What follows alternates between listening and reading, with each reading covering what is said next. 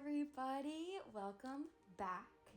I'm actually really sorry that I've been so MIA. Life has been crazy busy. We just got married, so officially tied the knot.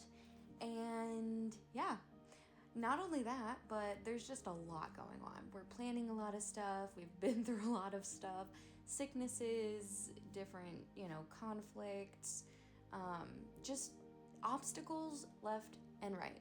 The devil has been hard at work, that's for sure. But God sees us through it, and he turns every evil thing into light.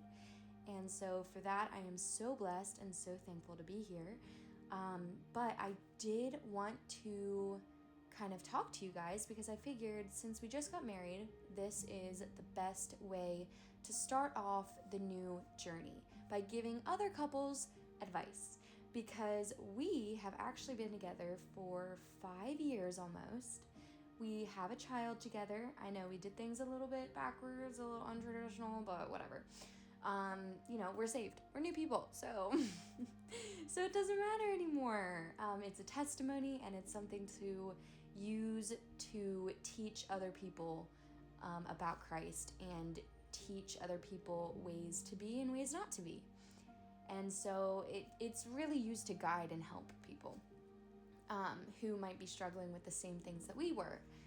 And with that came lots and lots of marriage counseling to get ready for marriage and getting ready to step into this big season of life where we are vowed to each other and committed for all of eternity. Like, it's insane, I shouldn't even say all of eternity. We're committed to each other for as long as we both shall live, meaning here on this earth.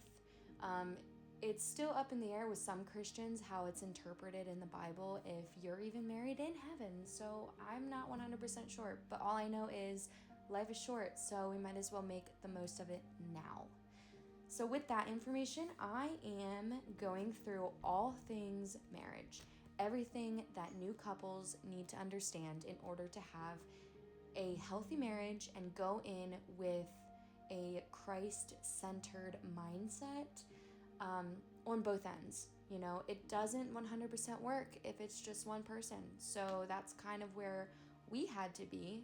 At one point, it was just me who was Christ-centered. And then at one point it was just him. So it was not always equally yoked. We became equally yoked once we both sat there and said, you know what, we need to give ourselves to Christ. We need to just lay it all out for him once and for all. What are we doing? Like, what is there to lose? The answer to that is everything. Life with Christ is so much better than a life without. So, all right. First things first, we're going to be talking about God's purpose for your marriage. So just to preface real quick, a lot of what I'm about to say is actually advice straight from our premarital counseling book. It's called Strengthening Your Marriage by Wayne A. Mack. And then I'm also going to be talking about my own personal opinions, things that we have done in our marriage so far, things that we've done even when we were dating, kind of in the courting era of it all. And then I'm just going to be speaking straight from scripture about what God really says about some of the pieces of advice that I'm giving you. Now, I recognize that a lot of people's marriages are very different. Things that might work for me might not work for you, and that is totally okay. God created us with 100% different personality traits, different things that we're good at, different really great qualities, and some not so great qualities. The reason he did that, though, was because he knows that there is somebody out there who is going to be able to kind of balance out those qualities for you. So what I might lack in, my husband is very strong in, and vice versa. So we're gonna have to take it all the way to the beginning in Genesis. They don't say that we are the man's missing rib for no reason. When God created Adam, he had to create him a suitable partner, because the animals, all of the creation that was already here was not, it's not like it wasn't doing it for Adam, but let's be real, Adam needed another human being to help him and to support him and love him, to kind of mimic the relationship that God has, so that he could also share that same love with said woman, in this case, Eve. So in Genesis 2:24, even Matthew, Mark, and Ephesians, for this cause shall a man leave his father and mother and shall cleave to his wife, and they shall become one flesh. That was his purpose for Eve. You can kind of think of it like Eve had to leave her father in heaven in order to come down here and be with a man of a man that was another human being. She, gave herself up, sacrificed, loved him, yada, yada, yada. She was a suitable helper, it says in the Bible, for him specifically. Now, God makes the same statement about marriage 4 times. He makes it once in the Old Testament and 3 times in the New Testament. So what does this tell us? This tells us it's very important that God's blueprint for marriage, so to speak, is literally a concept of leaving, cleaving, and becoming one flesh. It's both presented and explained multiple times in the Bible because it is supposed to mimic the same love that Christ has for the church. So let's transfer back to how I said, leave and cleave and become one flesh. It's not to say that you're abandoning or forsaking your parents or whoever you left in your family. Let's say, you were adopted, whatever. It's not saying that you're forsaking those people that raised you. You love them and you still want to honor them and honor their name. However, your husband or your wife is now your immediate family. Okay, so the biblical order of family goes God first, then husband or wife, then children, and then everybody else. I know that sounds so harsh, but everybody else becomes extended family pretty much, basically. In New Age terms, extended family. They are no longer immediate family. They are no longer nuclear. They are outside. Your parents are waiting until the day you leave to gain their relationship back, pretty much, right? So the way I always like to think of it is, why would you want to involve your parents in your own marriage 24/7 when you are not involved in theirs? You know what I mean? Let the covenant between man and wife be between man and wife. Not between man and wife and child, not between man and wife and mother, between man and wife and God. That is it. So in this day and age, this fact is a little harsh, and I do not mean for it to be. This is just the word of God. So to put it in layman's terms, to leave your parents means that your relationship to your parents must be radically changed. It means you must establish an adult relationship with them. You must be more concerned about your mate's ideas, opinions, and practices than your parents. And it also means that you must not be slavishly dependent on your parents for effective affection, approval, assistance, and counsel. It means that you must eliminate any bad attitudes towards your parents, or you will be tied emotionally to them regardless of how far you move from them. That part is probably the most harsh in this day and age. I feel like a lot of people read that and they're like, bad attitudes? What do you mean? How am I tied to my parents? Blah, blah, blah. Think of it like this. There's a reason God tells us not to hold grudges. There's a reason God tells us to forgive. If your parents or even your grandparents or someone in your family did you wrong, so to speak, do not try to seek vengeance, right? But even less, do not sit here and just think about that one thing all day long and hold on to those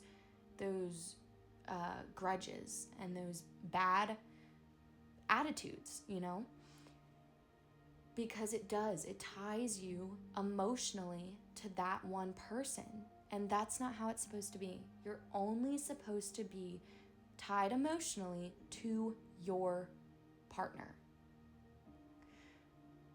Now, obviously, you're supposed to be tied, so to speak, to God as well. However, if you have bad attitudes towards God, that's a different conversation. It also means that you must stop trying to change your mate simply because your parents do not like him the way he is. That part also triggers a lot of people this day and age. So, your parents might not like your partner, and that's okay. They don't have to like everybody. They don't have to approve of everyone. Does the man, ask the father for your hand, blah, blah, blah? Yes. Does he have to?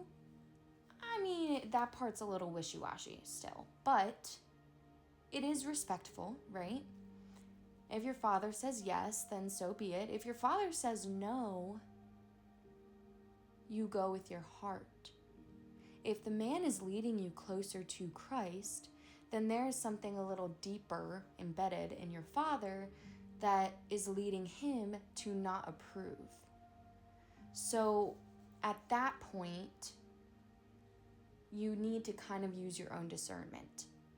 And your mate has to do the same thing if roles are reversed, If my husband's mother or father does not like me or did not like me, he's not going to take their side unless he sees for himself that I am not good for him in the sense of creating his relationship with God, or not creating, but drawing him closer to his relationship with God. If I am, and he sees that I am very good for him, then he's not going to listen to them, unfortunately. It's, there comes a point in time where it's not your parents' decision. It's yours, ultimately. And it's also God's. Let no man separate what God put together. If God is drawing you closer to this person, there's a reason. So don't allow other outside forces, including your parents or grandparents or whoever, to try to separate that. So this one is also a key thing that obviously we're already parents, so we took this and ran with it because we hold this very close to our hearts. It says, if you are parents, your goal should be to prepare your children to leave, not to stay. Your life must not be wrapped around them, or you may make them emotional cripples. You should be preparing yourselves for the day when your children leave by cultivating common interests, by learning to do things together, and by deepening your friendship with each other. When your children have married, you must not try to run their lives. You must allow the young husband to be the head of his home, to make decisions for himself, to look to his wife, not you, as his primary responsibility and helper. You must encourage your daughter to depend upon her husband, not you, for guidance, help, companionship, and affection. So, who originated the marriage institution? God, right? So, we must do everything in our power to glorify him and honor him. The purposes of marriage are to reflect the image of God and his partnership with the church. Unity, God's relationship to the church, reflection, procreation, prevention of sin, child rearing, intimacy, and pleasure. So marriage is good by, in Genesis and even Hebrews, it says no man should be alone, right? He needs a helpmate. It's also good for the fact that intimacy and family comes out of it. You are to be honorable and honor your spouse. And then I won't say the other thing on here. However, you know what I mean. God talks about it in the Bible. There are good, intimate parts of marriage. And it's divine. So you might ask, what is a helpmate? A helpmate is a suitable and appropriate partner. So the man is the leader and the equal partner to the woman. The woman is a suitable and necessary partner and helper for the man. So my job as a wife is, it's not like I'm looked at under my husband. However, I am there to support and help. He makes a decision. I help guide him to, if that's a right decision or a wrong decision. Ultimately, it's still his decision though, There's all kinds of examples of, even if it's as small as, what do we have for dinner tonight? I can definitely cook dinner, and I will cook dinner most likely. However, if you decide on something else, I am not going to rebuttal. You know what I mean? There's I don't know how to explain it. You're not a doormat, right? I'm not allowing him to walk all over me. If it's a decision that I feel in my heart very convicted about, and I feel like it's not going to honor me, and it's not going to honor him, it's not going to honor our family, and it's definitely not going to honor God, then I will say, you know what, I just won't do that. I will not dishonor my father. However, 99.9999999% of the time, that is not the case. If it's a simple decision that I don't see any harm in, and I don't think God would, condemn me for, then that's fine. I will go where you lead me, basically. So, according to Genesis, the primary human relationship in life is man and wife. Leaving a mother and father involves priority shift, new household, not abandonment, but leave and cleave, and a unity. What do the words shall cleave suggest? Holding on to, joining a intimate union or a bond. They shall be one flesh signifies complete, inseparable union, physical and emotional, financial, etc. So these are the things that I said that I must do to promote and manifest the oneness between me and my husband. Well, I shouldn't even say I just put these down. Him and I did this together. We put to leave and cleave, prioritize the spouse's happiness, commit fully, fidelity and intimacy, Christ-centered, man the leader, woman the helper, seek counsel, forgiveness, and trust. So what does that look like?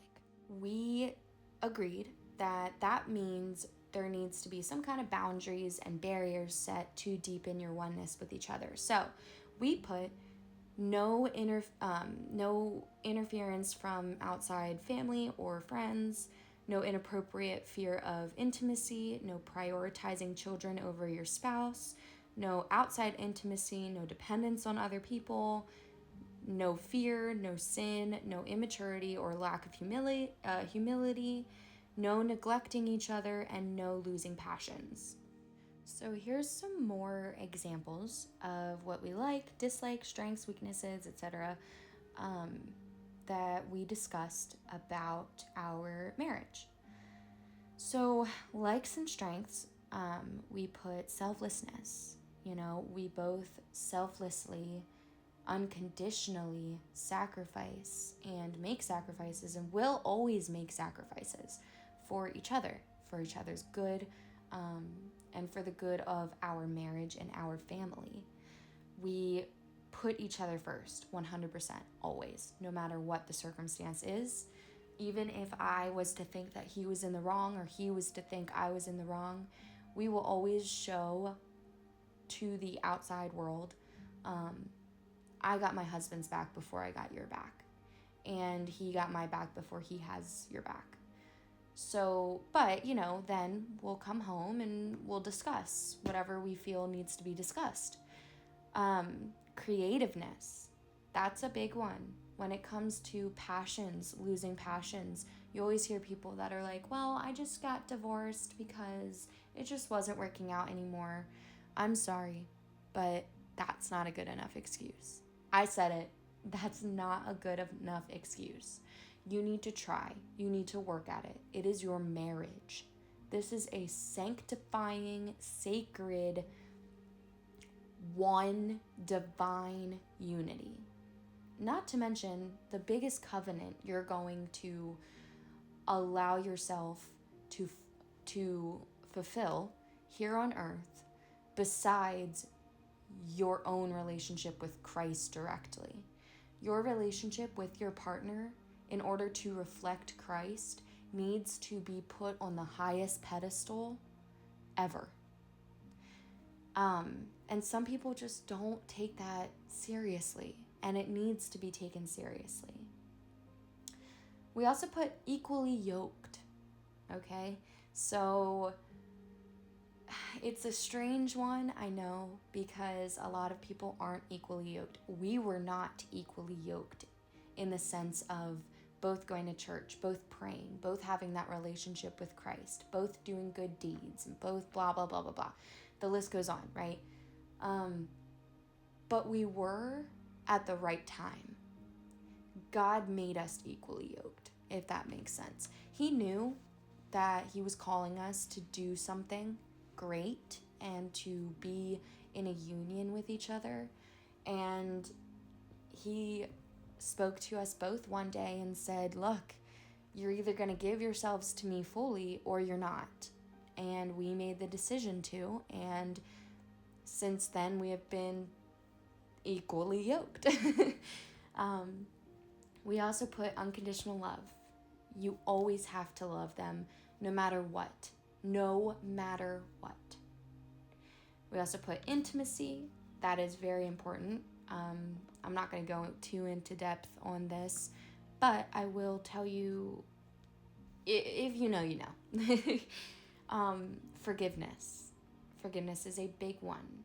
Not only should you forgive other people, but your spouse sometimes is the hardest to forgive because they're so close to you. They know everything about you. And sometimes you just look at them and you're like, did you really just do that? Like, you know me. But that's all the more reason to forgive them. Because when you know someone on such a deep level and love them with your whole entire heart, mind, body, soul, you want the best for them. It's kind of like a self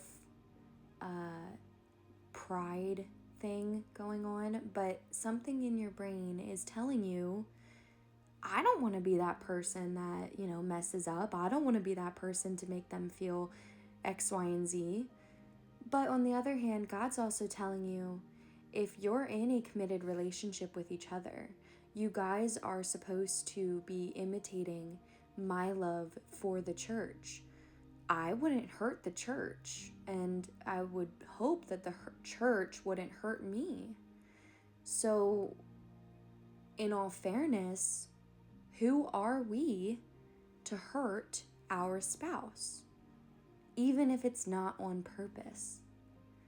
And that's just a basic rule of thumb anywhere you go. Any person you meet, being a kind human being is a very overlooked, but also it's just a basic principle that you should abide by. Now, The act of forgiveness is also a very great therapeutic tool to use when giving each other closure on something. Like, for instance, I had something really traumatic happen between myself and a friend that I couldn't bring myself to forgive her. I couldn't. It's like I was being too prideful. And she, same thing. She could not bring it to herself to forgive me.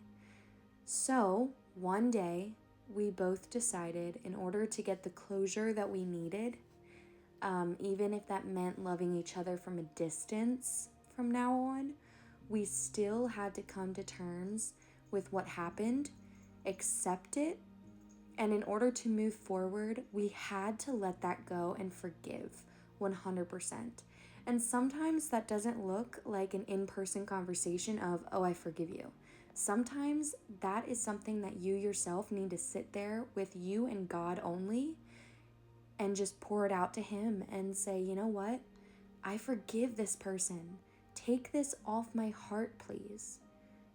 I don't want to live in turmoil. I don't want to live holding a grudge against this person for X, Y, and Z. I forgive them. And boom.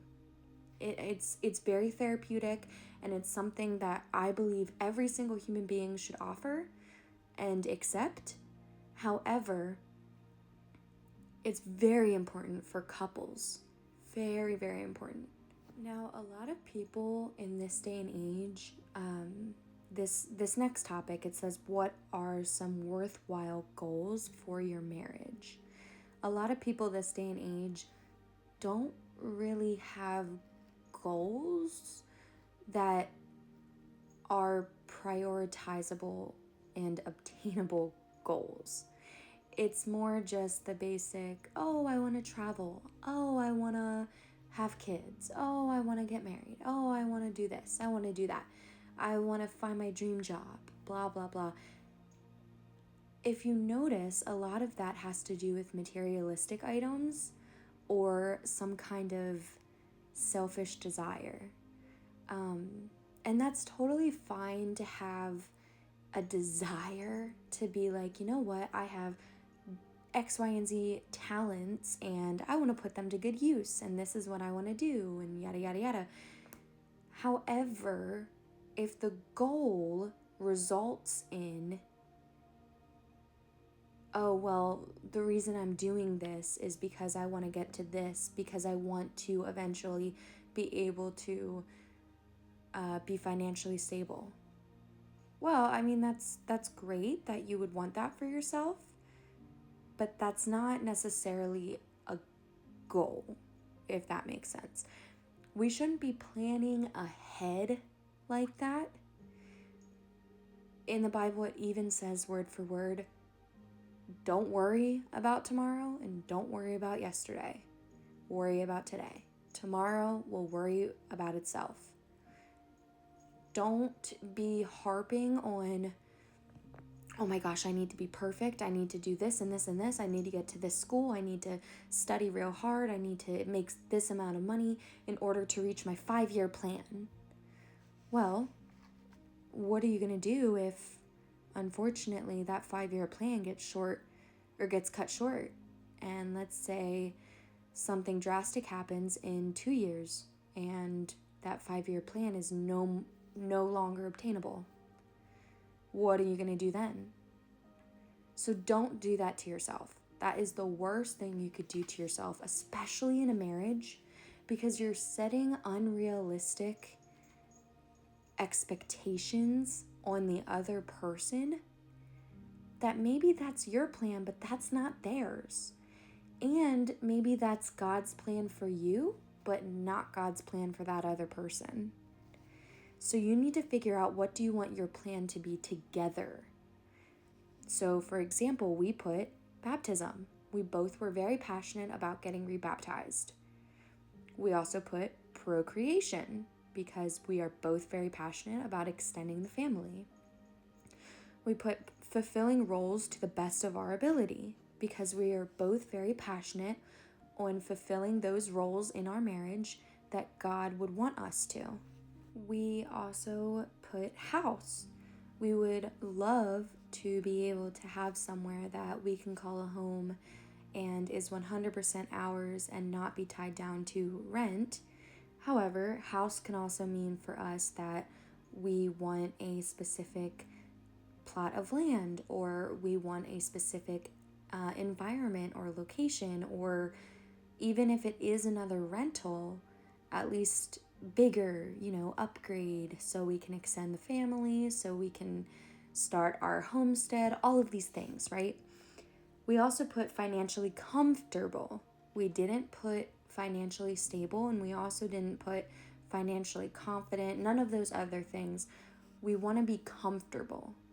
We want to still be able to do things that make us happy and make our family happy and thrive, but we also want to make sure that we're not strapping ourselves. Our rule is as long as rent and a few of the other utilities are 100% paid, and I only say a few because we don't have that many to begin with, but as long as those things are 100% paid, that's our first priority when it comes to financials. When that's paid and we have food in the fridge and on the table every night, then whatever money's left over is spent making sure that our child has the best childhood and that we have the best free time with each other and make memories, or we put it to the side and save it for, something bigger that we might want to do in the future. Last but not least, we put ministry because we are both passionate about ministering to the youth specifically, just because of our ages, and we can really relate to the struggles that a lot of the youth may go through when coming up in a world such as this. But we also love ministering to our friends and family. We love when somebody who's not a believer wants to sit there and listen. There's nothing that makes us happier than listening to others who don't believe try to justify the way that they believe, and then turning around and being so open to hearing our faith and hearing us evangelize about the gospel of Jesus Christ. So those are the things that we are very passionate about as goals, true goals in our marriage. Now, we also made a list of things that we wanted to avoid if a good marriage relationship is to, stay together. So obviously, avoid things like infidelity, conflict with no resolve, dependence outside of your marriage, selfishness, manipulation, lack of submission, lack of intimacy, and no intention to procreate. We both feel very heavily passionate about those things because obviously we're trustworthy with each other. We wouldn't commit adultery or anything like that. But we also don't believe in having a conflict that ends in no resolution. We always make sure we go to bed saying I love you and at least agreeing to disagree. So that way we're not upset or holding a grudge. And that's only if we cannot come to a true resolution. We also, don't believe in opening ourselves up to people outside of the marriage. The only time that we talk about the marriage to others is if the other person is standing right there and we're asking for guidance or advice on something from somebody that we might look up to, seeking that wisdom. We also are not selfish people by nature, so I know that wouldn't be an issue for us, but, other people might deal with that in their marriage. We're not manipulators, but we both do fall into manipulation. Not intentionally, that's just how we both have always been our entire lives. Lack of submission is a big one, especially for me, because I do believe the woman's role to submit is a very, very big key aspect in a relationship, especially a marriage. So if I was to not do that, it would be hard for a marriage to stay maintained. Lack of intimacy is a big one for us. We both agree that, intimacy is such an important part in a marriage. And we also don't believe in not having an intention to procreate. We both are enjoying the gift that God gave us to be married and create children. So Matthew 19:6 indicates a sense of permanency of the marriage relationship. And what it says is that it's unbreakable through God's eyes, meaning it's not easily destroyed by any man. Do not let man destroy what God has put together or joined together. Nothing apart from death, Romans 7:1-4, nothing apart from death is grounds for divorce. That is exactly what it says in there. Now, I recognize that there are things like, adultery, especially if it's like joined together with any kind of physical harm or mental abuse. Because of sin, people are not perfect. And with that, unfortunately, comes a lot of failed marriages because of the partner falling into that temptation, whether it's the temptation to act out of their anger or it's the temptation to utilize their lustful desires, and it never works. There's a lot of psychological ideology behind that. It never works. You're never fully satisfied. You didn't allow the person you're with to have a conversation with you about whatever you were feeling in the relationship. So instead, you took it upon yourself to fall into that temptation, to lust over other people. Because I have news for you. A lot of people nowadays don't like to hear this. Even if you are looking lustfully, you already committed adultery. I bet you didn't know that. Even if, say we're out in public somewhere and someone passes by and, she's very attractive, nice physique, the whole 9 yards, right? And she might even be wearing something a little revealing, or maybe even not. And my husband looks at her a certain way. If he's looking at that, that is already committing adultery in his mind. He is already thinking lustful thoughts without even knowing it, probably. Which a lot of people say to themselves when they do that, oh, well, we'll just brush that under the rug. It's not like I'll ever truly have them, blah, blah, blah. No, because psychologically, that will manifest itself into something else further down the line. Even if you look at someone lustfully, always have the conversation, always. Open communication is key. So we always talk about, if for some reason you do have that attraction to someone else, you need to be open with me and have that conversation, because that right there is telling me that there is something in your brain that is not fulfilled, that is not satisfied, and you're falling into temptation because of it. So we need to fix that. And by no means am I saying it's your fault or his fault.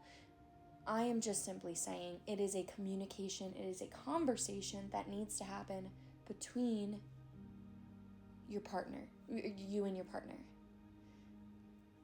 And if that doesn't work, you need to go to God. Matter of fact, you should have gone to God first. But let's face it, unfortunately, we live in a world where you don't always go to God right away. So go to your partner. That is what they are here for. Now we want to talk about not only God's purpose for marriage, but more specifically, God's purpose for the specific roles that each person plays. I know when people hear gender roles, they get so like, ew, I don't want to talk about that nowadays, but it's not as demonized as it's made to be in modern day society. It's really, truly not.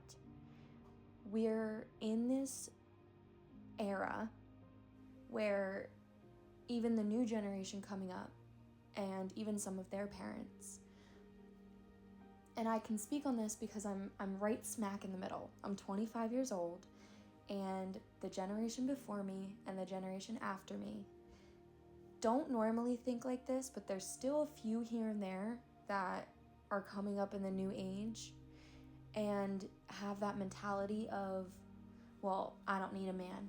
I can be as independent as I want to be. And, I can live by myself and all this stuff. That's great. Some people are just not made to be in a relationship. And if you know that, that's perfect. Don't get in one. But don't go sleeping around. If you don't want to be in a committed relationship, don't do that to yourself. One, that's not glorifying God, but also that's not glorifying yourself. That is hurting yourself in the long run. And there are so many marriages that get together after being with so many different partners and end up ruined because of the expectation that is set since day one, and it's underlying. A lot of people don't know about it, but it's all psychological. You slept with someone else or other people before you got together, and now you have this unrealistic expectation that's set on both yourself and the other person to fulfill that need. And it's never enough. It's never enough. So God says, don't do that. Follow my plan. Sleep with one person. Love one person. Commit yourself to one person. And wait until you are married. Marriage is a covenant, a sacred covenant. It is literally an agreement between you and your spouse and God, saying, I will be one with them for the rest of this lifetime until death do us part, literally. And a lot of people fall into the trap of, well, if I don't love them, I can just always get a divorce. No, you cannot just treat divorce like birth control or candy. You have to treat it like it's your very last option. So I have a lot of respect for women, especially in this world, because it's filled with so much evil and so much sin. I have a lot of respect for women who do choose to stick it out, and it works out amazingly. But I also have respect for women who choose to stick it out and it doesn't work out, because at least they tried, right? They tried with their whole heart, mind, body, soul. And, unfortunately, because of the free will that we were given, with that comes sin. And unfortunately, with the sin that is very prevalent in a lot of lives, especially in married couples who might not be equally yoked or whatever the case may be, it can either make or break you. And you see a lot of divorces, you see a lot of annulments, if you will. You see a lot of breakups and split ups, and sometimes people who split up just realized they needed a break in order to grow closer to God, and then could continue the relationship, and they get back together and it's fine. Some people, that's not the case. And you have to have compassion for the people who at least tried every single possibility they could to make it work. Because even people who don't have kids, there's still people who, they recognize that marriage is a beautiful covenant with them and the Lord and their spouse, and they really try hard to do that. But if both people are not willing to do everything it takes, it will make or break you. And unfortunately, a lot of times it breaks you.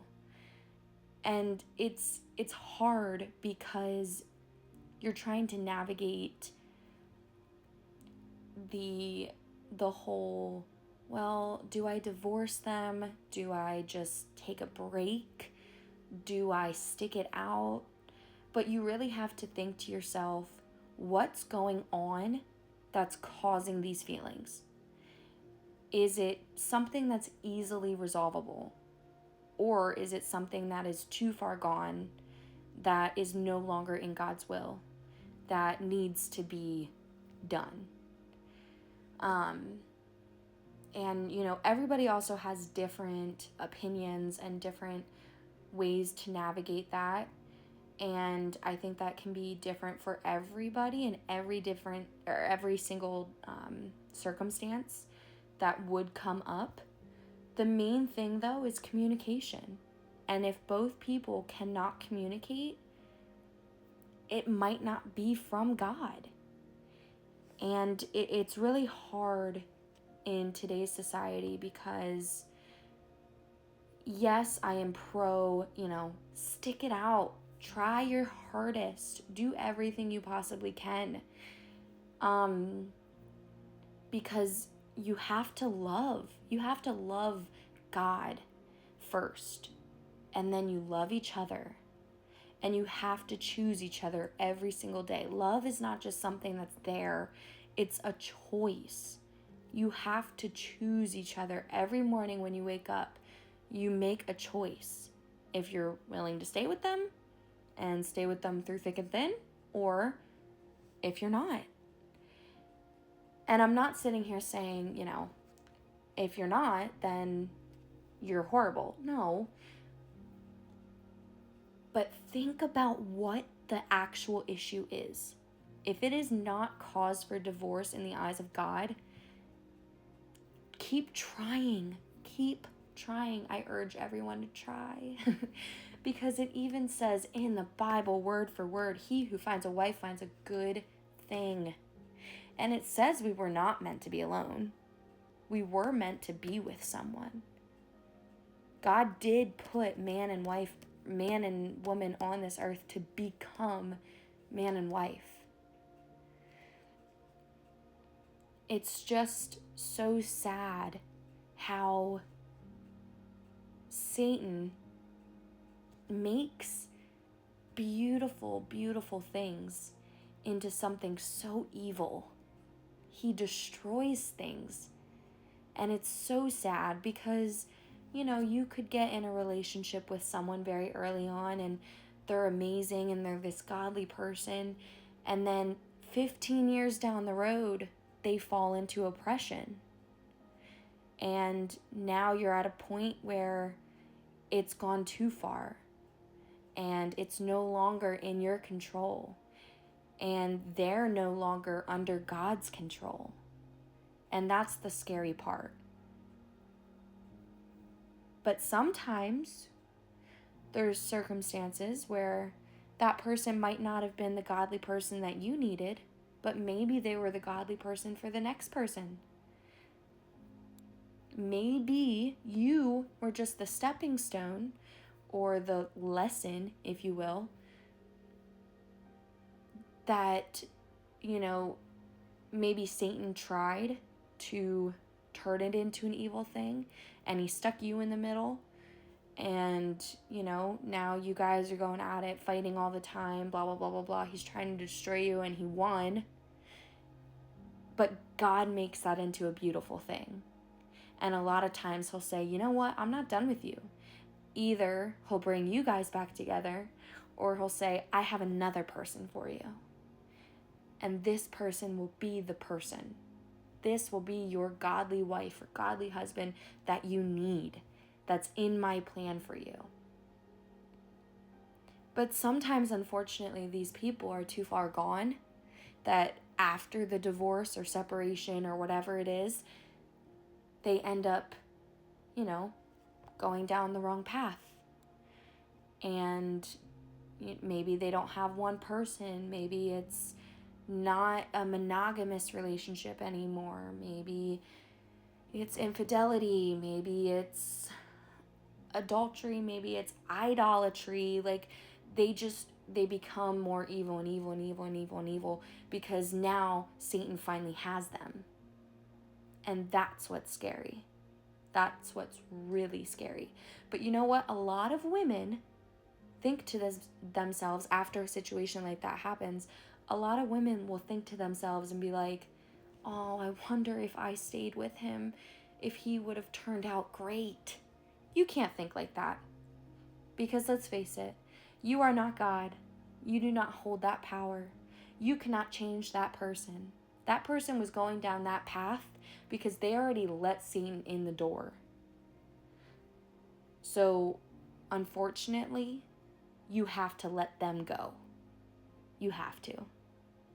We are not told to save people or we're not told to force people into our way of life.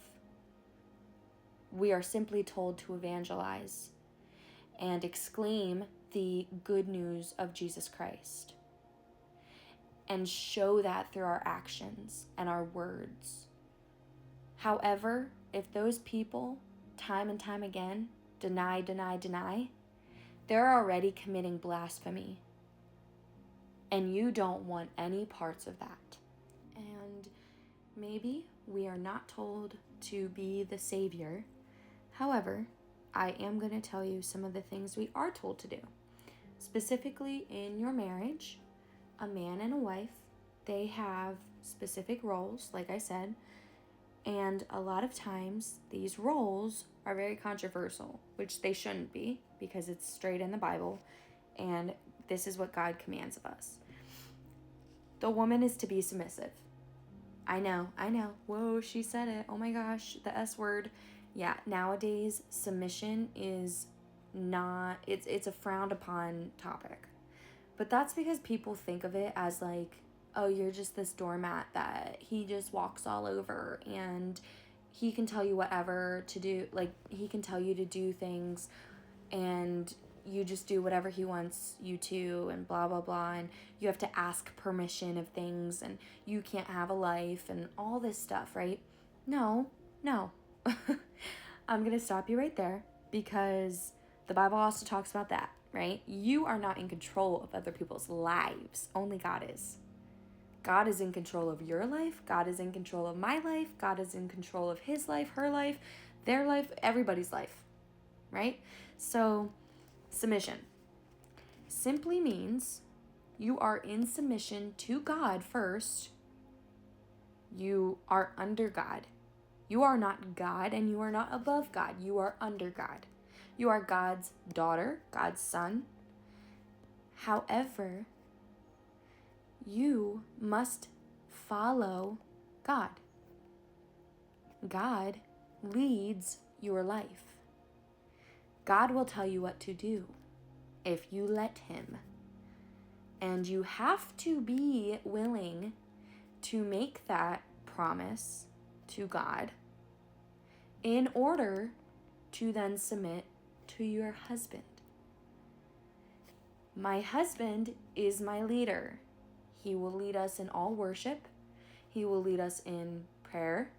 He will lead us in everything spiritual, all of our spiritual life. He also leads us in other ways, such as finances, big decisions. He leads us in parenting. Here's one thing that a lot of new age women need to understand. all of the big decisions, the big final decisions that you are to make in a marriage, yes, ultimately, you ideally want to agree on said decisions, correct? However, if me and my husband are sitting here and we're discussing a big financial decision, and I see it as something that is not good, something that is against God's will, and my husband sees it as something that is fine, and he just kind of has, a optimistic an optimistic outlook on it. And I'm sitting here with scripture telling me that said decision is not good. Then I can have that opinion and say, I'm not comfortable with doing that, because this is not of God's will. And then it is up to him to say, yes, I agree with you, or no, I don't agree with you. However, I will not partake in it if it is not if it is not of God's will. I will not. But if roles are reversed and I say, oh, it's fine, we'll be fine, and he says, no, honey, this is not of God's will, this is not what we are doing, I have to agree with that, and I have to accept that. Or I might not agree with it, but I have to accept it. If I trust that my husband has a good relationship with God, and I trust that he gets all of his information from God first, then I have to trust that he has my best interest and our best interest at heart when making these decisions. So who am I to question that? That is then questioning our marriage. That is then questioning his relationship with God. And that is questioning his masculinity. I am not the one to do any three of those things. I will never do that. He is the leader of the household. So I do have to say, you know what? I trust you. Go for it. Or don't go for it, or whatever the case is. But that is not saying I'm a doormat. Another thing, let's be honest here, when making big decisions like that, why do I want to be the one to do that? I'd rather him take that off my plate. Because you know why? I can trust him. I can trust him. I trust that he is leading me in a good direction. And that direction will ultimately lead me back to God. So no, I don't question things like that. A lot of women do. And that's fine. If you have that strong mentality, then you better have a husband who also has that strong mentality, because it doesn't work if I was to be the one that always questioned things and he was the submissive one. I would look at him like, really? Because biologically, men are leaders. Women are not. So naturally, I would look at my husband and be like, why are you the one submitting to me? That's not how this is supposed to work. And you know what? It can work in so many different ways too. Ultimately, your husband should be the leader of the household. Yes, 100%. However, I have seen a lot of women who are very strong, very independent, and their husbands like that about them. And it works for them. They work together, and yes, he might be the end-all be-all because he's the leader, blah, blah, blah. But she has more of a say because he wants her to. Like, he likes that. He likes a woman who can take charge. And that's totally fine. If that works for you, do it. And I've seen roles reversed too. A lot of times, though, unfortunately, when roles are reversed, I haven't seen it work out because men are not biologically wired to be the submissive ones. And women are not biologically wired to be the dominant or leaders. So it's all about healthy balance. What works for you works for you. But ultimately, just make sure it's glorifying God. Just make sure it's glorifying God. I don't care who comes to the conclusion of whatever decision you're making first. But make sure at the end of it, whatever conclusion you do come to, it needs to be glorifying God. That's it. Bottom line. And if both partners aren't willing to budge on that, then it's not going to work. Or at least if one of them isn't willing to compromise, it's also not going to work. Because compromise is also a big thing in a relationship. But so we also we also discussed how it says in the Bible, in verse 22 of, I believe it's Ephesians, as unto the Lord, suggests a wife should submit the same way that God submits, or that the church submits to God, because it's what God commanded us to do. That's what as unto the Lord means. God commanded us to do that. He didn't just ask us, hey, is this okay? He commanded us to. Because it is a direct replication of how God's relationship with the church is. That is how a wife and a man's relationship at home needs to be. And the church submits to Christ. So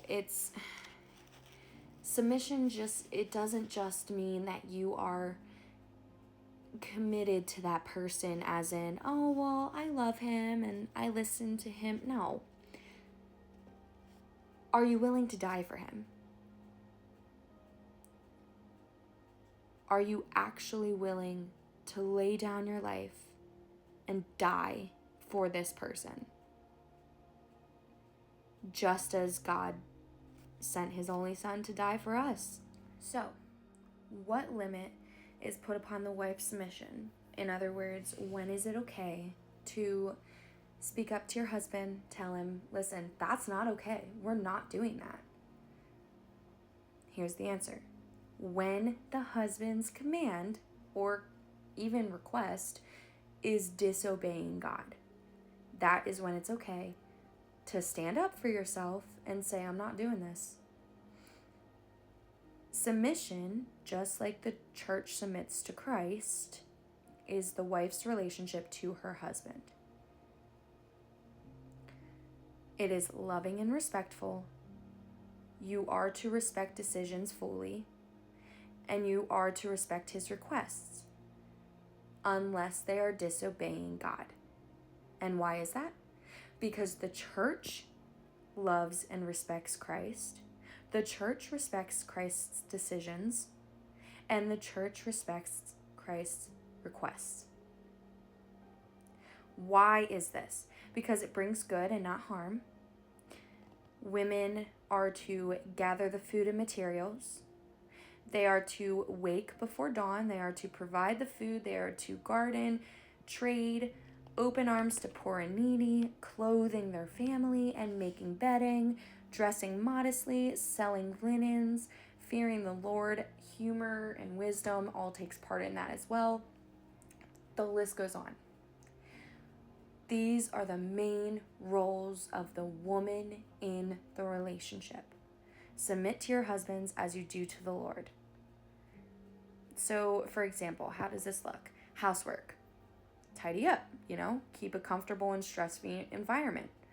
Your husband was at work all day. I will not allow my husband to walk through the door knowing that this is a stressful, toxic, unhealthy environment for him. No, I would never do that. I am supposed to be his safe place, just like he is mine. Because not only do I submit to him, He submits himself to the Lord. And I would never want anyone who submitted themselves to the Lord to experience that evilness. You are not supposed to withhold certain things from your husband. You are not supposed to take sides against your husband. You are supposed to follow and learn from your husband, especially if you trust him. Your husband's work, applaud, show interest. Don't show disinterest. Don't act like he's a bother to you. Meal preparation, right? The women are typically in charge of that. And I say typically because I know everybody's financial situations are different. This economy, it's really hard. And I can sympathize with that. There's a lot of situations that are complex. And sometimes the men do it, and sometimes the men and women do it. But the woman is ultimately supposed to be the one who's meal prepping, right? It says that a Proverbs woman is the one who provides the food and gardens and trades. It's said that she makes the clothing, right? And she makes the bedding and all of that stuff. Now, sometimes some women nowadays are not capable of doing that. And that is totally fine. I'm not telling you need to go buy a sewing machine right now and make all of the clothing for your family. But take it upon yourself maybe to go and pick out some clothing.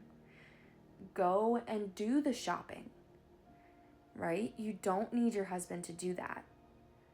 You can take control of those certain aspects of the home.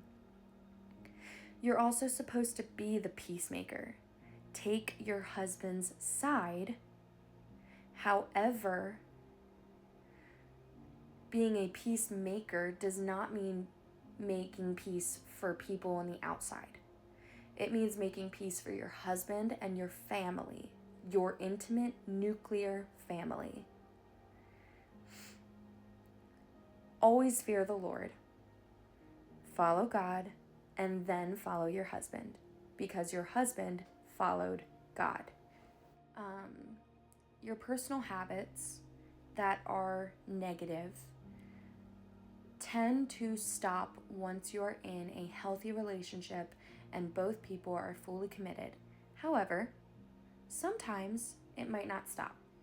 One of you might be tempted, one of you might fall short, and that's okay. As long as you can communicate and communicate clearly what your love language is, what his love language is, what needs to be done at the end of the day. A lot of times we will have a check-in, right? And we'll just be like, hey, am I loving you the way that you need to be loved right now? And a lot of times he'll say yes, but sometimes I'll admit, he'll be like, you kind of fell short on this aspect, and vice versa.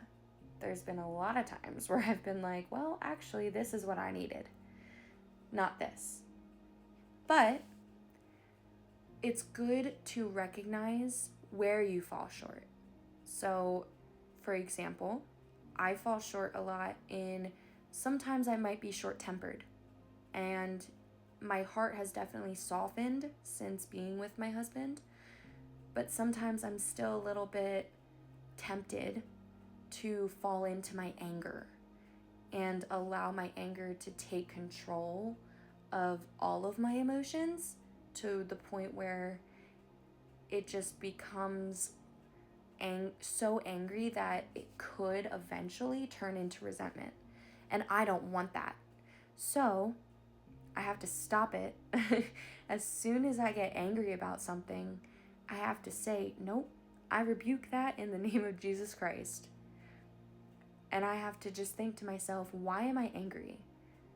I'm not angry at my husband. I'm angry at whatever the situation is. My husband and I are on the same team. We're both wanting the same thing. We want the same end result.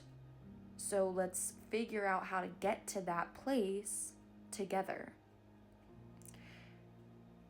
And I think a lot of people also fall into control. There's an aspect of control that makes you feel good. But what are we told in the Bible? Don't do what makes you feel good, because that's what the world's telling you to do. Do what God wants you to do. So don't think, for husbands, don't think of, oh, well, she's supposed to submit to me, so I can just tell her what to do. No. She's still your wife. She's a young woman who's also navigating the same feelings and emotions as you. And she's doing it under the control of God, and ultimately doing it under your leadership. So you need to be that leader. A leader is healthy. A leader is not going to sway you to a negative, destructive path. A leader is going to guide you and love you and support you. She is here to be your helper, not to be your doormat, not to be someone you can just walk all over. She's also not your maid, and she's not your mom. You need to treat her as if you're equal in the eyes of God, but with different roles, so to speak. Her heart is softer. Her heart is more nurturing. She yearns to be there as the sole nurturer under your provision. A lot of people also fall short in stubbornness. And I'll admit, I've done this. I can be stubborn sometimes, I might know in the back of my head that it's a good decision, but I might butt heads a little bit and say, I don't want to do that just because I don't want to. It doesn't feel good. But we are taught that that is not okay. And unmotivated. Not being motivated, being that wife that stays at home all day and just sits down and doesn't do anything. We all know that's not the most common. However, there are a lot of wives, stay-at-home wives, even stay-at-home husbands who do that. And that is unhealthy, not just for your mental health, but that's also not what God is instructing you to do. He doesn't want you just sitting around doing nothing all day. If anything, he wants you sitting around reading the Bible. If you're going to sit around doing nothing, you might as well pick up the Bible and start reading. But seriously, if you're going to pride yourself on being, that perfect Proverbs wife, right, that everybody wants to be nowadays, don't just sit around on the couch all day. Actually do something. Be productive. Even if it's something that is self-care related. Do it. Don't just sit around doing nothing. You want to make the home a home, and you also want to nurture the kids if you have any, and you also want to make sure that your house, your home, is a safe place, a healthy place, a safe environment for your husband. And ultimately, that will lead to your happiness as well. And last but not least, nagging. Don't nag, as soon as your husband comes through the door from work, don't just, oh, well, you didn't do the dishes this morning. I asked you to take out the trash. No. Don't do that. Just like we're told as parents not to just nag our kids all day long, you can't do it to your husbands either.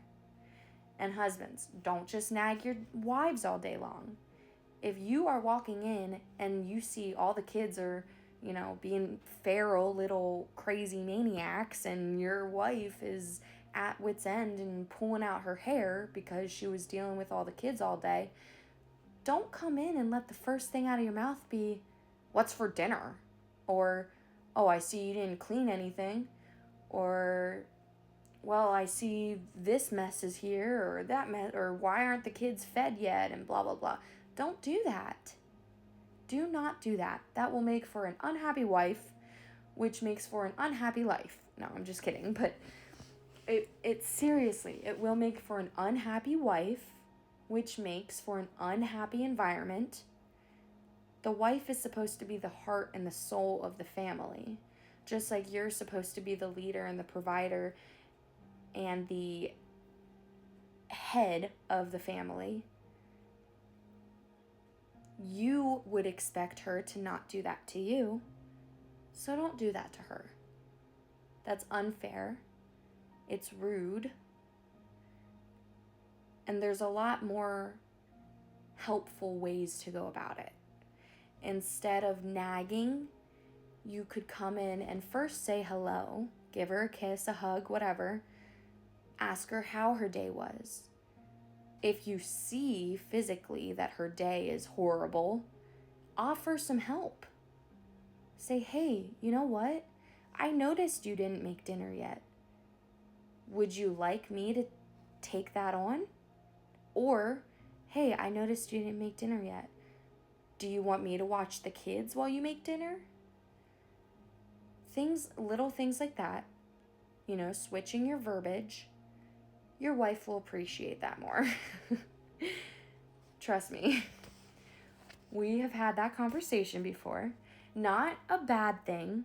He was not horrible with it. But I think it's just all about navigating. It's so new. And, in his mind, it's very easy for men who are out of the house all day working to come home and be like, well, everything should be done. Why isn't anything done? Like, what's going on? And for him, it was more out of a place of, well, I'm concerned. Like, are you okay? But unfortunately, for a lot of men, it's not out of a place of concern. It's out of a place of, well, I told you to do this and you didn't do it. Or, well, I married you. Why did I marry you if you're not going to do this, this, and this? And that's not okay. Not saying that my husband's way about going about it was okay either. But we had that conversation. A lot of people, unfortunately, don't have that conversation. And it's not like it's the end of the world if it happens once or twice. We're all human. We are not these perfect people that never say anything ever, never sin, never, all that stuff. But it is important to just ground yourself, humble yourself. Remember, my wife is here to help me, and that's a big task. So let me have some grace, let me have some compassion, and let me help her. So that way, in turn, I am ultimately helping all of us. And sometimes you just gotta do that. You just have to. I don't know if you guys have ever heard of the whole 50-50 rule. Sometimes I'll walk in after, doing something with my friends or whatever, getting my mind off of stuff. It was a crazy day and I just wanted some me time. And I come in and I say, how much do you have today? He'll say, I have like 80%. And I'll say, good, I only have 20. Boom. Don't make that an everyday thing, but it is okay for your husband to step into your role for one day to help you. And it is okay for you to step back for one day to ultimately help yourself, which is helping him. Ultimately, it is helping him if you are coming from a sane place, it's helping him. And that's ultimately going to help your kids. You don't want your kids seeing you go through, depression and the whole 9 yards. You want them to see a happy mother, a happy husband, or a happy father. You want them to see happy, loving parents. So you guys need to work together, however you do that, to make sure that it goes smoothly and that everybody is playing their part and everybody gets something out of it. So if you're already married and you're looking for ways to kind of make sure that it stays strong or to strengthen your marriage in God, some ways that we came up with were, of course, pray more. Implement everything into prayer. Everything. Pray in the morning, pray in the afternoon, pray at night, pray before and after meals. If there's a big decision, before you make any kind of decision, always make sure you guys are praying about it first. And then we also said, don't be quick to question each other. You want to get all the facts before you just question and question and question. Don't be quick to anger. Housework is always something that allows you to strengthen your marriage. And both of you get enough alone time and enough quality time. Some of the ways that you could or do let your husband know that he is important to you.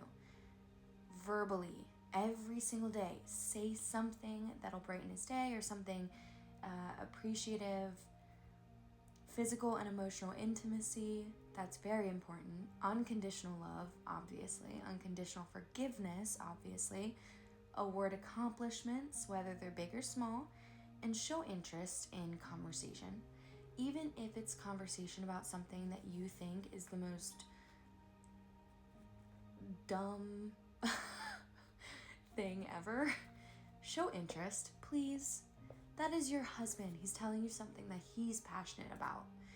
And the more you show interest about it, the more you will become interested. It's psychological. But also, maybe you shouldn't have gotten married to somebody if you're not interested in anything they have to say ever. So make sure that you're acting the part. Act the part just like you're supposed to feel the part. You also want to act the part. Don't show your husband that you're not interested in anything he has to say. That's literally opening the door for him to feel less connected to you. Now I'm going to go into the husband's roles. This is very important, husbands. You need to make sure that you are responsible, but you are also replicating a love that is sacrificial. A sacrificial type of love. You need to be willing to die for your wife just as she is to be willing to die for you. It says it in Ephesians 5:22-33. Kind of summarizing the husband's responsibility to his wife.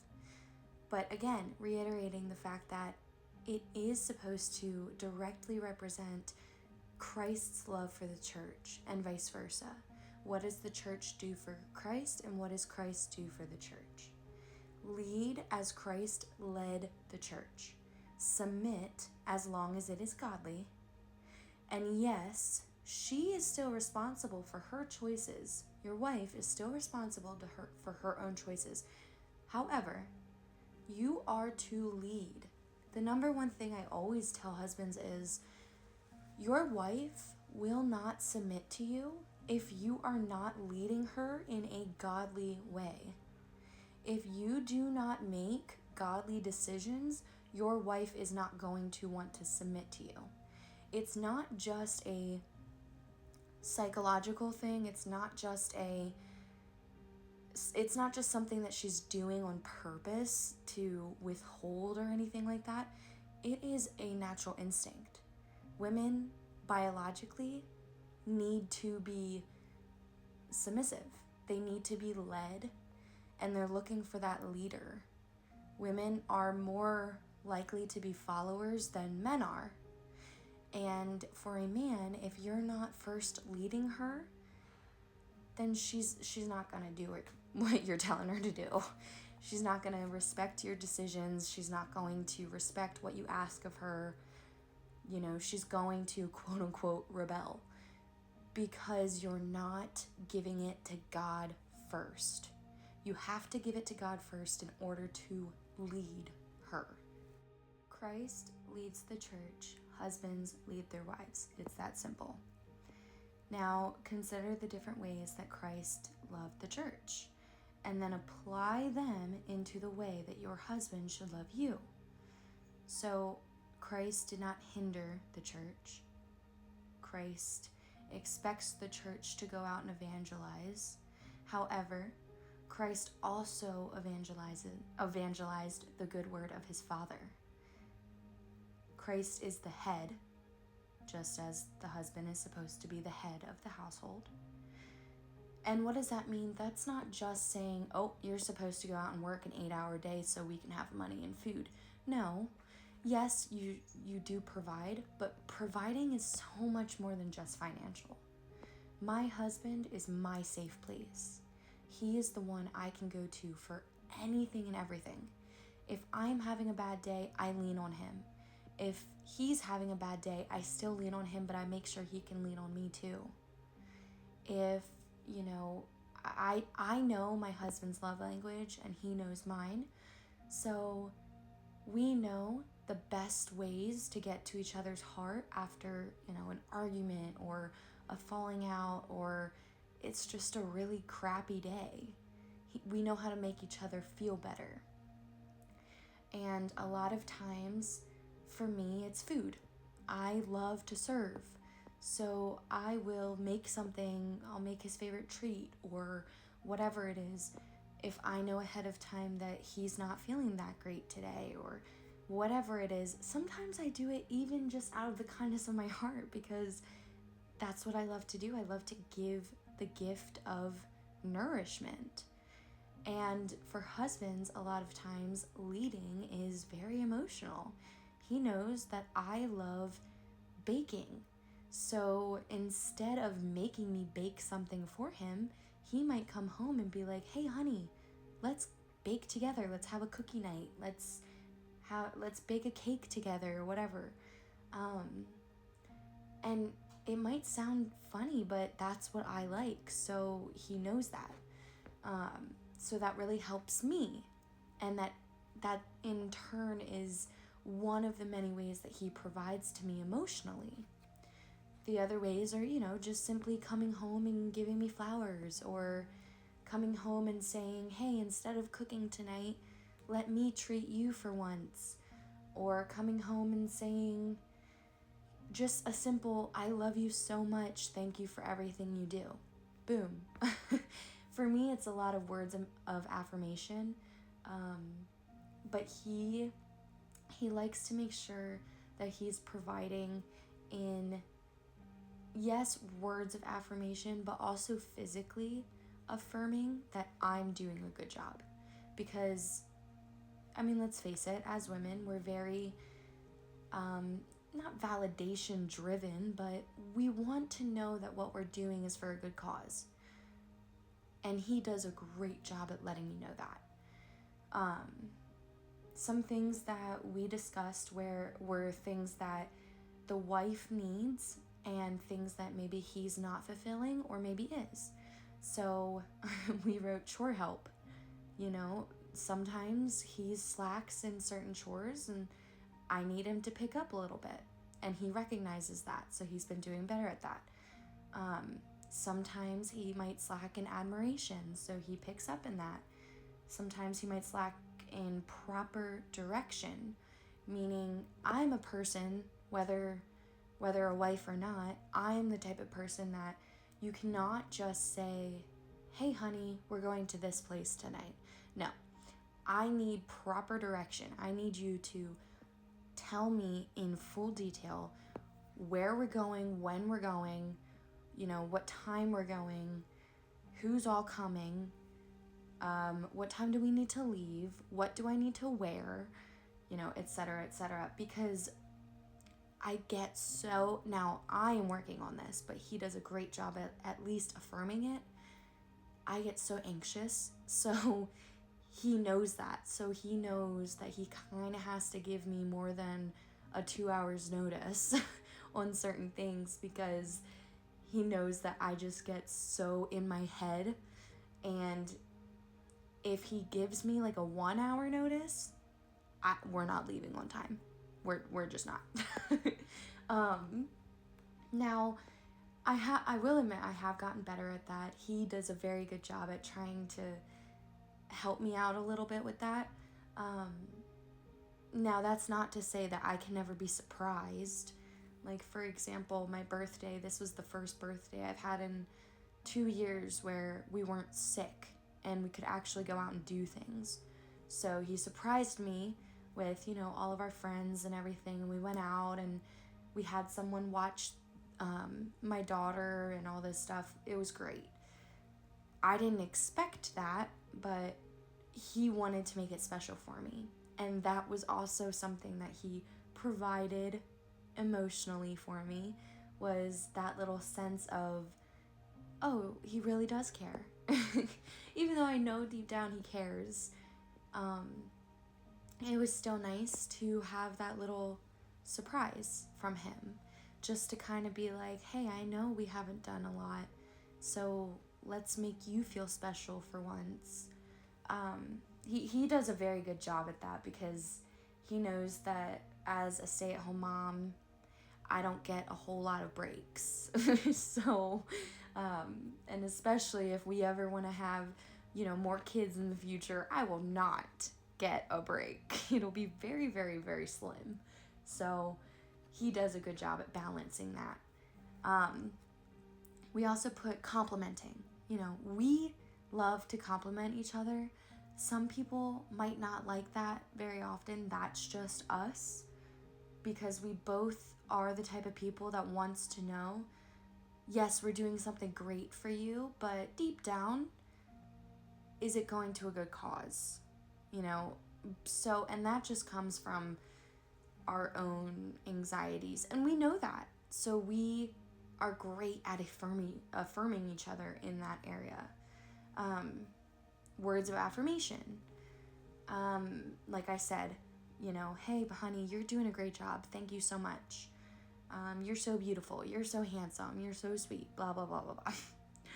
Quality time. Just a simple, hey, babe, tonight when the kid goes down to sleep, we are laying here, we're cuddling, and we're watching a movie together. Great. Cool. I don't care if we don't talk for a whole 5 hours. As long as we're sitting here together, that's all I need. And dates. Lots and lots of dates. And dates do not have to be, a $100+ budget. A date can simply be ordering pizza, and when your kids go to sleep, sitting outside on the porch drinking a glass of wine or something. That can be a date, It's not this whole big fancy thing. And I'm not even saying if you don't drink, that's totally fine. I'm not even saying you have to. But, grabbing some ice cream after work. Your husband goes and picks up your favorite ice cream, and you guys sit in and have a movie night and eat ice cream all you want and enjoy each other's company. That's a date. So we always, always, always try at least twice a month to have a date. A lot of times it is a date in. It has to be. We're parents, we're working, and we don't have that many people that we can just pan off our kid every 5 seconds and say, well, let's go, it's your turn, and nor would I want to do that. I don't want to do that. So it's important, though, as a couple, your relationship, whether you have kids or not, your relationship comes first. Your kids are going to grow old. They're going to get out of the house. They're going to move on with their own husbands and wives and have their own kids. At the end of the day, your relationship is the one that matters the most. So you need to make sure, and nothing for nothing, your relationship needs to be nourished, because if it's not and your kids see that, they're going to yearn for that same type of quote-unquote love, and that's not what you want. So you always want to make sure that you're prioritizing your relationship, especially in front of your kids, because that will affect and impact their childhood, their happiness. If they see that their mom is not happy, they will not be happy. It is a statistical fact. If they see that the relationship is not thriving, they will not thrive as well. They feed off of that. And not only that, but you don't want them growing up thinking that that's normal, not to prioritize each other. So my husband always makes sure he shows me the most love and respect, physically or emotionally in front of our child. Because he knows it's important for her as a little girl. She needs to grow up expecting that from her significant other. And not only that, but we want her to not have to miss out on every single thing that, we might have missed out on, or maybe our parents missed out on, because we've been through a lot, and we want to make sure our children don't need to go through all of those same things. That's always the goal though, right? The goal is always, when you have your own kids, you want to do things differently, and that's fine. But your relationship is the number one thing that needs to be different. You need to prioritize your kids seeing a happy, healthy, loving relationship. One of the things that a lot of husbands ask is, how can a husband truly exercise a loving relationship according to the Bible? And that's very simple for some, but some people, you might be new to the faith, or you might just not have the calling, and that is okay. Because sometimes you have to pray and just ask God himself, what do you need from me to give to her in order for us to have a God-centered relationship? So a lot of times that looks like feeding and caring for your body. Your body does not just belong to you. When you're in a committed relationship, you're giving yourself to that other person. So you want to make sure you're nurturing that. And nothing for nothing, God owned our bodies before we did. So, and we still don't truly own our bodies, so God doesn't want to send his Holy Spirit into your body and allow you to have that gift in an unclean temple. You want to make sure that you're nourishing, you're eating the right foods, you're getting enough exercise. And that doesn't mean that you got to go to the gym every single day. And it also doesn't mean that you can't eat certain things because it might make you fat. But it is important to always try, keyword try, to keep a good appearance. Not just for yourself and not just for God, but also for your husband. And husbands, do the same thing, It says it in the Bible. That's biblical. God's asking you to do that, not just for him, but also for your wife.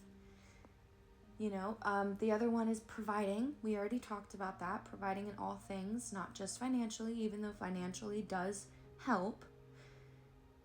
Also respect and considerate to your wives and heirs.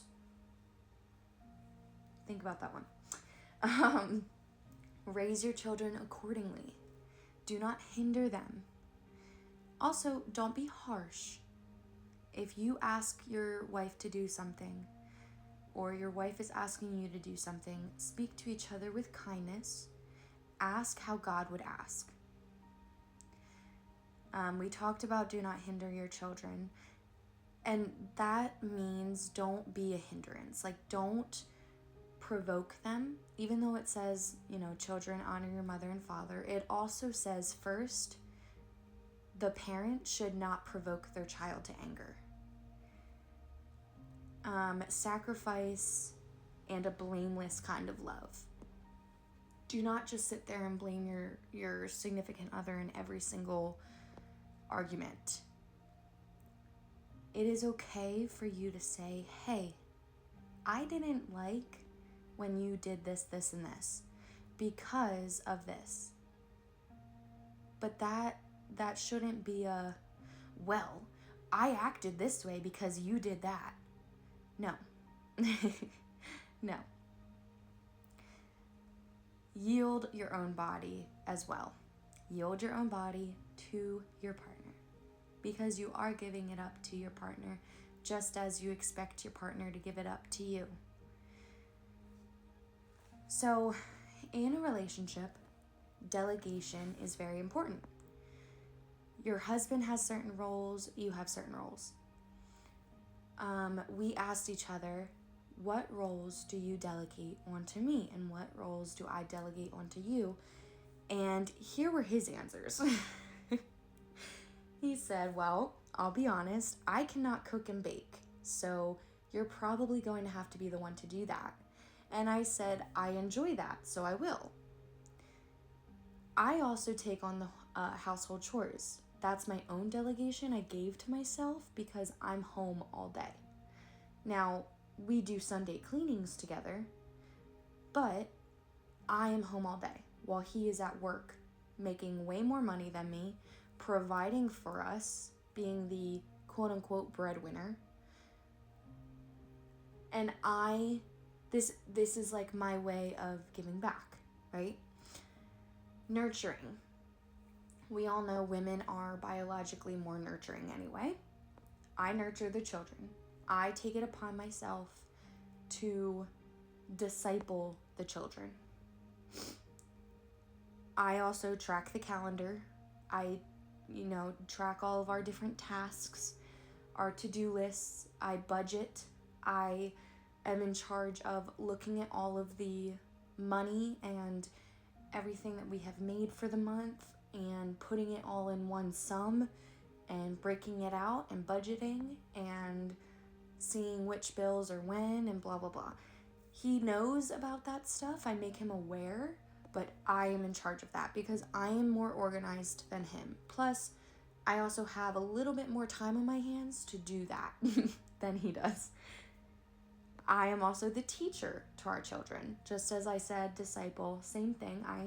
I disciple the children first in God, but I also am in charge of teaching the children, getting them ready for school, whether that's homeschool or not, getting them ready to also flee the nest. Literally. It's our job as parents. I am also in charge of most of the homemaking and decorating. He doesn't really have an eye for that. So, as a woman, I do pride myself in having an eye for that. Some men do, and that is amazing. Some men do not. My man does not. He loves to have a say in it, and I think that's awesome. But he does leave it up to me ultimately because he knows that there are certain things that maybe I just would like a certain way. Because, like I said, I have more of an eye for it. He doesn't. So when it comes time to putting up certain decorations for, Christmas or different holidays, that's normally falls on me. So, but for him, he makes the money. And even though I budget, he's also in charge of keeping that budget. So when we go out places, he is the one who can look at the accounts and be like, okay, let's spend this much. We only have this much to spend at this place. Boom.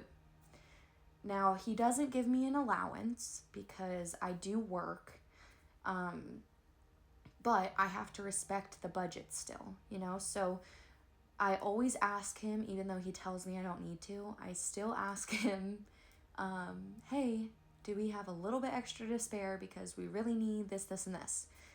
And he'll either say, well, can you find a better deal? Or, yes, whatever, cool, go for it. 99.99999% of the time, he says, honey, I don't care, do whatever makes you happy. But there is that, 1% where he'll be like, yeah, I don't know if we can really swing that. Is that something that can wait? Or if you really need it right now, let's try to find something a little less expensive. I have to respect that. So that is something that he is in charge of. He's also in charge of certain house chores that have to do with like trash, outside projects, unless if it's like decorating the porch for a season, I do that because I like the flowers and all of that. But he's in charge of, cleaning the cars and both cars, even mine. God bless him, because he takes that on, and I don't know what I would do without him with that one. But he's also in charge of like maintenance, making sure that we're up to date on this and that, and our electronics, or like I said, the cars, anything that we might need to quote unquote survive. And then ultimately we help each other out when it comes to things like grocery shopping or shopping for clothes. We don't normally go by ourselves. We normally go together. However, there are a few times where I might have more time during the day to do it myself than him. And, we'll do that. But he's also in charge of keeping me on track for that. And of course, there's different things in the routine, everyday routine that he's in charge of. He's in charge of making sure we stay on track for bedtimes and things like that. There's also just little household chores here and there that he's in charge of, like the dehumidifier. He's supposed to be the one to empty it out. Things like that. It's not too much, but he's also not home during the day. So if there are some things that he lacks in, I pick up. And vice versa. He's very good at, especially during the weekends when he is home, that he picks up on the things that I lack of. So how can you be the head of your home? In the Bible, a head of household is more described as, being decisive, making the big decisions, being the financial provider, providing for your household, but also while still being able to provide for your wife's needs. Because ultimately, I wouldn't be able to stay at home and do what I'm doing and still be able to cook and bake for the whole family if he wasn't the one bringing in that main income. And also, like I said, emotionally stable, communication. Oftentimes, whether men like to hear it or not, your wife will kind of quote unquote match your energy. You have to be a stable man when communicating with your partner.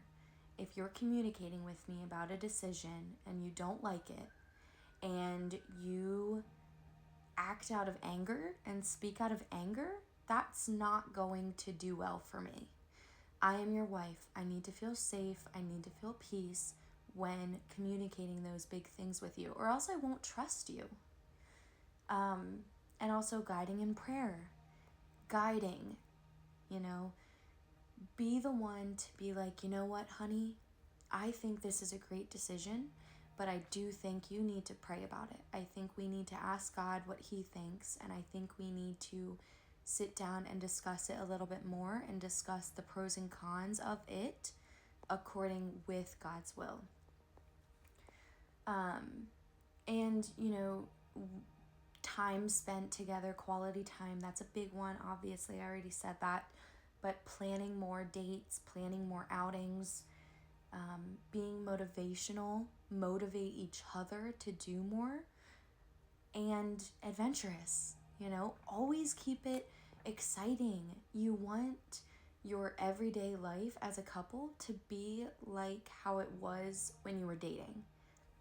Because that's why if you talk to any couple who's, over a certain age, they'll tell you, always date. Always date. Keep dating. It makes it exciting, and it makes the other person feel loved. And that's what you want. If the other person no longer feels loved in the relationship, then there's no more relationship to fall back on.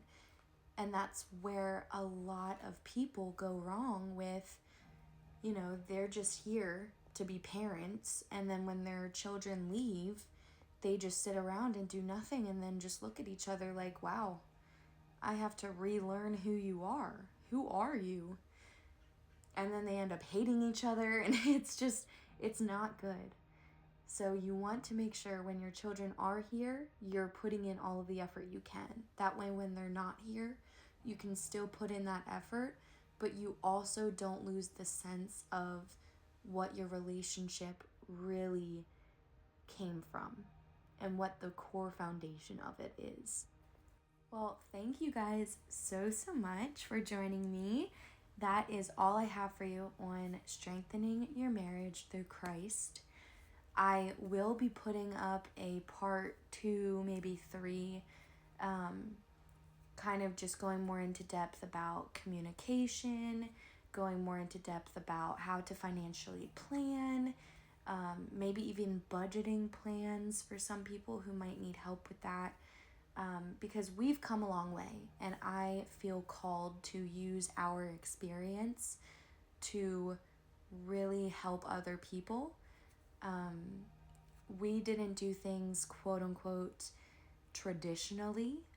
We did things a little backwards. So getting back into the faith and becoming the godly woman that I so eagerly yearn to become, I want to be that person that spreads wisdom and knowledge onto you, especially if you're in the same boat I am, even if you're not, even if you thought you had it all figured out already, but maybe we do something that you were like, oh wow, that seems to work for them. Let me try that. I so badly want to be that person for you. So there's definitely more to come, but I did think this was a great opportunity to share everything I had so far and be very mindful coming into the new year as a newly married couple who also wants to extend the family and do things God's way, to kind of give people that sense of, okay, validation. Okay, I've got this. I can do this. I'm not alone. So thank you so much, and I will pray for each and every one of you, and I hope you do the same, and I love you. I am so appreciative that God's giving me this opportunity and that you guys give me this opportunity every day to sit and listen to me, and I will see you in the next episode. Bye.